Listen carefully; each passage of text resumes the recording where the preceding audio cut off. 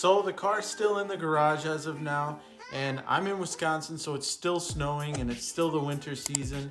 And because of this car is so low, I just don't drive it in the snow. Even though I could put winter tires on it, it would pretty much rip up my bumper and the underglow that I have on the car. And either way, I have a X3 that I drive, so I just can drive that in the winter.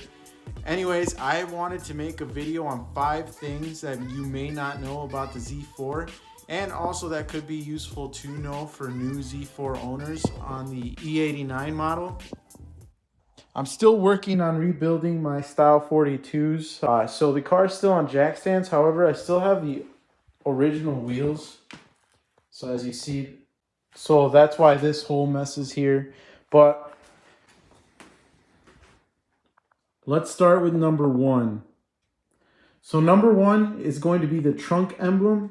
And as you may know, over time, especially with these cars, if you get back all the way to the year of 2009 for this car, over time these will start to peel and they won't look as great as they did from the factory. But you would think that maybe because it's so complicated and that this trunk opens up like that, and it's kind of a different mechanism, that maybe you would have to replace the entire mechanism in order to replace the emblem.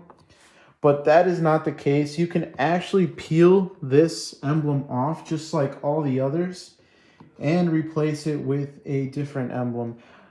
The only thing is that this is its own special size, so you have to use the same size emblem as the original one for it to look as good as it did from factory.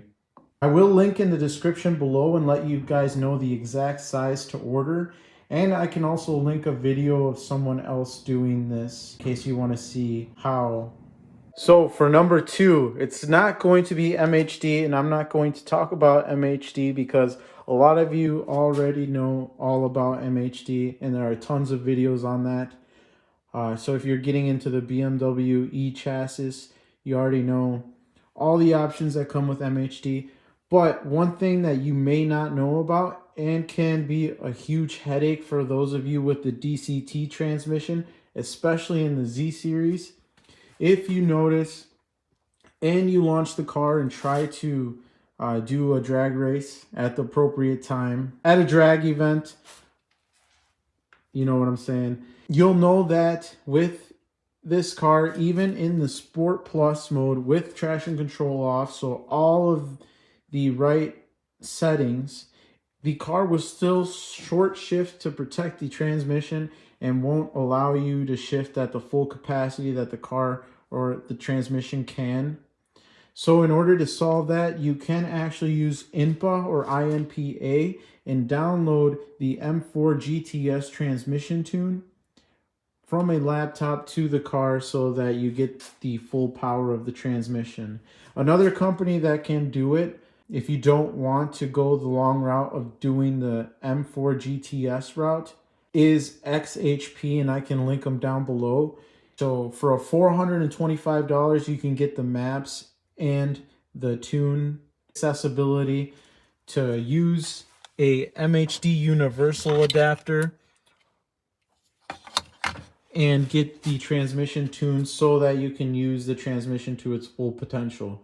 So I know it can be pretty frustrating downloading MHD and then using a Stage 2 Plus off-the-shelf map and then thinking that you're going to have the full power of the N54, but your transmission will short shift for you, not allowing to use the full potential of the map because the transmission still needs to be tuned.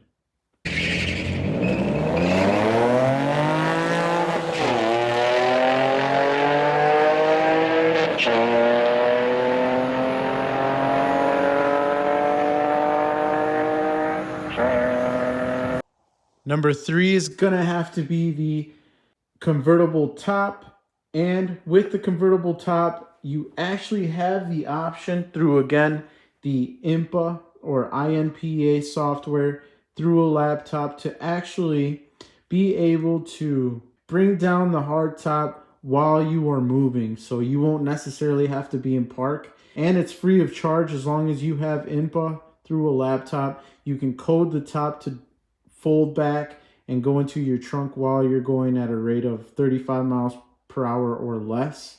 So a lot of people really like to do that, and a lot of people do go out of their way and buy some sort of coding online so that they can do that. But actually you are able to do it through INPA. And I can go ahead and link down the process below if you are interested. But that is one thing that many people will want to do when they first get the Z4. And it's definitely something really cool to have.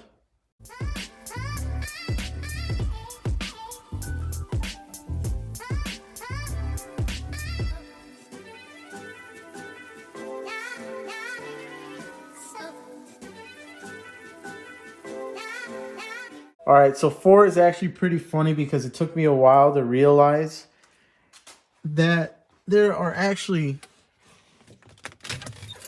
not only one cigarette lighter, but there's actually another down here. So that can be pretty useful if you choose to have some sort of ambient lighting in the inside of your car, which I do have. Or if you do decide to add underglow to your car and go for a cheap option, you can route it through the firewall to that cigarette lighter so you don't end up with so much cable to have to manage.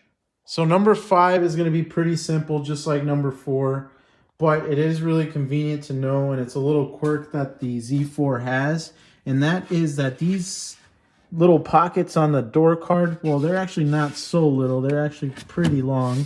They actually fold out, so it's easier to access and see what you've put in there, and gives you a little bit more room, so you can fold it out and put stuff in and then fold it back in. And that was something that I noticed a week into getting the car, so a while back. So there you have it, you guys. You guys can see 5 things that aren't really commonly talked about, and I try to include those because there are probably several videos out there that you can see of really common things that people tell you how to get 500 horsepower easily and all that. So you guys can check those videos out for that, or follow what I have already done to this car to keep it up on maintenance and have it running reliably, because I have been focusing on reliability first before I start focusing on speed for the track. So let me know if you guys want to see the INPA process of retracting the hardtop on the Z4 while you're moving. I can show that. I have already done it, but I can go ahead and show you guys the steps of doing it for free if you guys are interested. But I still have yet to do the XHP tune on this, so I think I will be documenting the process on doing the XHP tune on the Z4 so I can get the full potential of the transmission that I was talking about earlier. So we will do a follow-up on that. If you guys have any questions, just let me know and I'll catch you guys on the flip side.